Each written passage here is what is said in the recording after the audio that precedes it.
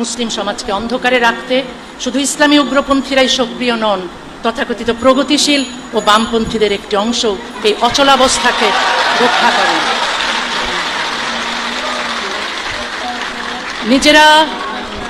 নিজেরা বাক স্বাধীনতা ও নারী পুরুষের সমানাধিকার ভোগ করেও ইসলামের সমালোচক ও সংস্কারকদের তারা মুসলমান বিদ্বেষী আখ্যা দেন।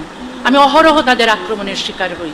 তাদের অভিযোগ, আমি কেন হিন্দু, বৌদ্ধ, খ্রিস্টান মৌলবাদীদের বিরুদ্ধে একই রকমভাবে যুদ্ধ করছি না। তারা কি একই যুক্তিতে রাজা রামমোহন রায়কেও এই বলে বাতিল করেন যে তিনি সতীদাহের বিরুদ্ধে লড়েছেন, কিন্তু পৃথিবীর সব ধর্মের সব কুসংস্কারের বিরুদ্ধে একই সঙ্গে লড়েননি? তথাকথিত প্রগতিশীলরা, তথাকথিত সেকুলার উদার বামপন্থীরা ব্যবহার করেন অপবাদ, উদ্দেশ্যনীয় সন্দেহ এবং সামাজিক বর্জন। পদ্ধতি আলাদা কিন্তু ফল একই।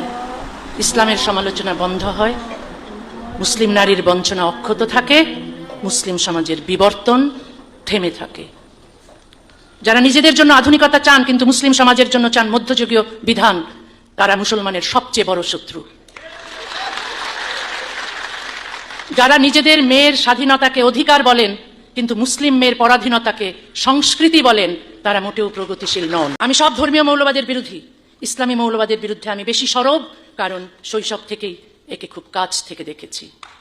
ইসলামী আইনে নারীর বিরুদ্ধে বৈষম্য দেখেছি, অমুসলিম, নাস্তিক ও মুক্ত চিন্তকদের ওপর নিপীড়ন দেখেছি, মানুষের ব্যক্তিগত জীবন, চিন্তা ও স্বাধীনতা নিয়ন্ত্রণ করতে দেখেছি, সারা বিশ্বজুড়ে জিহাদি উগ্রপন্থীদের সন্ত্রাস ও হত্যাকাণ্ড দেখেছি।